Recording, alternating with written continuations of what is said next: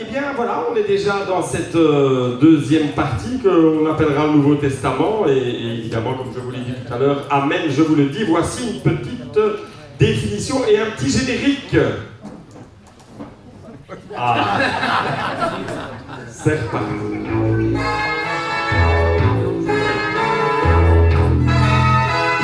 Je suis filé à une petite définition et on a choisi un petit générique, le Tour du monde en 80 jours, parce que je ne vous dis pas ce mot-ci. Merci Thierry de vous l'avoir proposé. Il n'est pas simple, c'est un terme médical.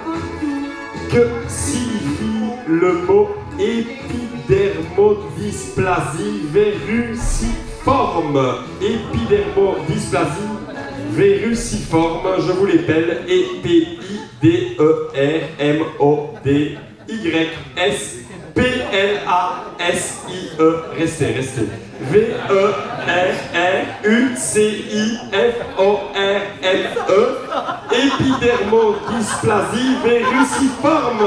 À tes souhaits. Qu'est-ce que c'est, mon cher Bernard?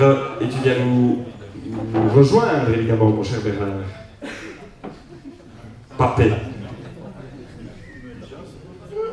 C'est à toi.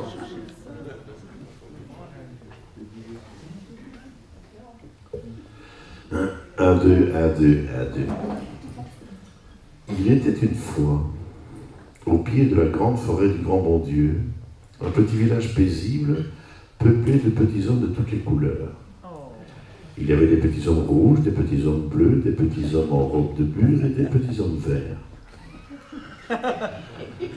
Tout le monde s'entendait fort bien, même si un petit homme vert n'avait pas pu aller jouer avec ses petits camarades au grand conseil des petits hommes sages.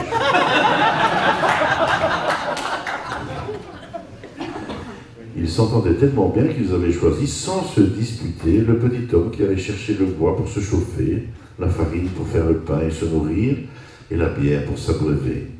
Aller chercher tout ça au ministère des coups tordus, à côté du palais du roi des faux culs, bien loin de là, au bout de la rivière.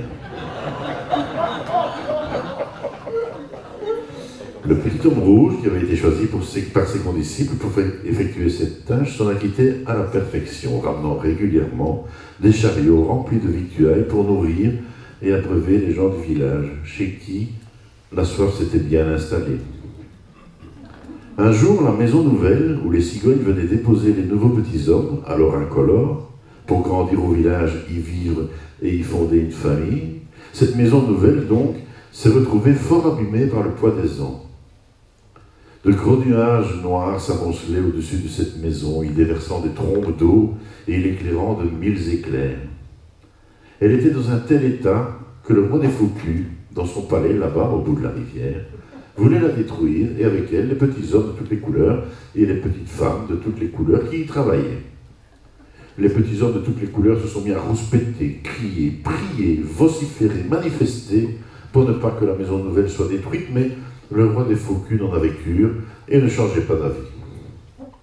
Alors les petits hommes de toutes les couleurs se sont mis à souffler tous ensemble sur les nuages, et bientôt, miracle, les nuages qui s'amoncelaient dans le ciel au-dessus de la maison nouvelle se sont écartés, les éclairs ont disparu, et un soleil resplendissant se mit à luire sur la maison nouvelle dans un ciel bleu immaculé. Les rayons du soleil séchèrent le toit et les murs de la maison nouvelle qui retrouva une nouvelle jeunesse et resta debout. Les petits hommes du village, toutes couleurs confondues, se mirent à danser de joie autour d'un grand feu, tradition aujourd'hui encore perpétrée à Gauzet à la sortie de l'hiver.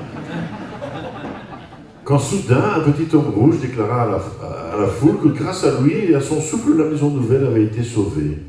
« Non, non, répondit le petit homme bleu, c'est grâce à moi.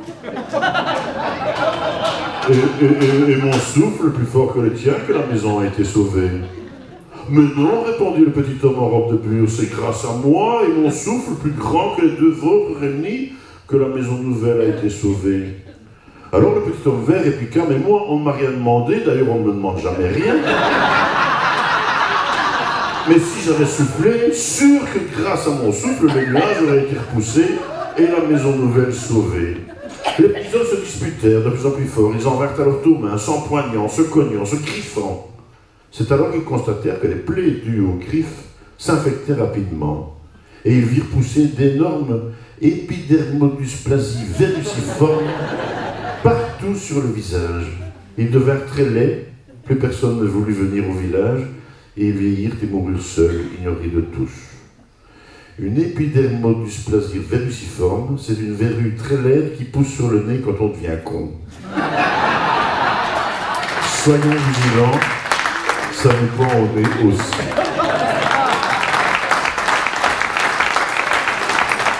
Merci Bernard.